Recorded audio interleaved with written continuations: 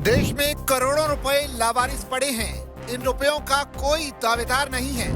करीब 80,000 करोड़ रुपए किसके हैं, ये सवाल हर कोई पूछ रहा है। अब आखिर में सवाल ये कि कैसे क्लेम करें अपना पैसा। दरअसल देश में करोड़ों रुपए लावारिस पड़े हुए हैं, इन्हें कोई पूछने वाला नहीं है।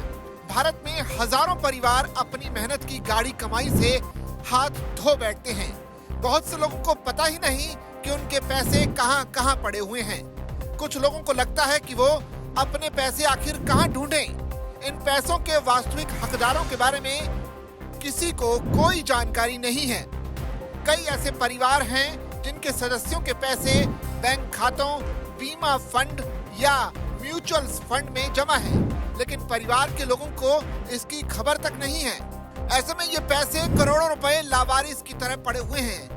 इस रकम को पूछने वाला भी कोई नहीं है। आज इन पैसों के कोई दावेदार नहीं मिल रहे हैं। सेबी रजिस्टर्ड इन्वेस्टमेंट एडवाइजर और सहज मनी के फाउंडर अभिषेक कुमार ने सोशल मीडिया प्लेटफॉर्म पर इस बात की जानकारी दी है। उन्होंने एक पोस्ट में कहा कि करीब 80,000 करोड़ रुपए ऐसे पड़े हैं जिनका कोई दावेदार नहीं है। अभिषेक ने यह भी कहा कि यह विषय बहुत ही महत्वपूर्ण है, लेकिन इसके बारे में बहुत कम लोग चर्चा करते हैं। इंडिया टुडे में छपी खबर के मुताबिक अभिषेक कुमार का कहना है कि ये स्थिति इसलिए नहीं है कि लोगों के पास पैसे की कमी है, बल्कि इसकी असली वजह है कम्युनिकेशन की कमी, पेपर वर्क की जटिलता और परिवारों में जागरूकता का अभाव की वजह से कई बार रकम जमा पड़ी रह जाती है। उन्होंने लोगों से सवाल पूछा कि क्या उनके परिवार को उनके पैसों की जानकारी है। कई बार ऐसा होता है कि किसी व्यक्ति की मृत्यु के बाद उसके निवेश के बारे में परिवार को कोई जानकारी नहीं होती, जिससे वो पैसा सालों तक बिना किसी दावे के पड़ा रह जाता है। अभिषेक कुमार ने एक वास्तविक उदाहरण देते हुए ये बताया कि पिछले साल मैंने एक क्लाइंट को उसके पूरे पोर्टफोलियो का डॉक्यूमेंटेशन करने में मदद की।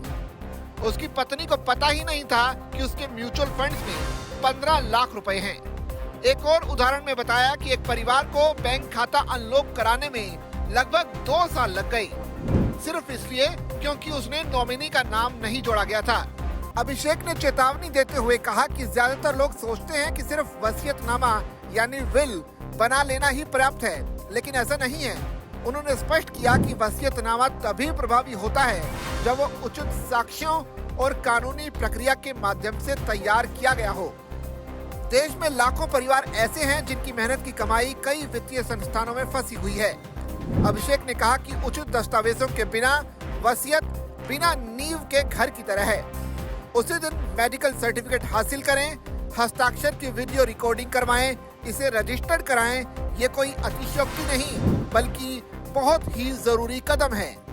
वहीं कुछ जानकारों का कहना है कि लोगों को अपने निवेश की जानकारी परिवार को जरूर देनी चाहिए। सभी खातों में नॉमिनी अवश्य जोड़ना चाहिए। इसके साथ ही जरूरी दस्तावेजों को सुव्यवस्थित रखना भी चाहिए ताकि भविष्य में उनकी संपत्ति लावारिस ना रह जाए।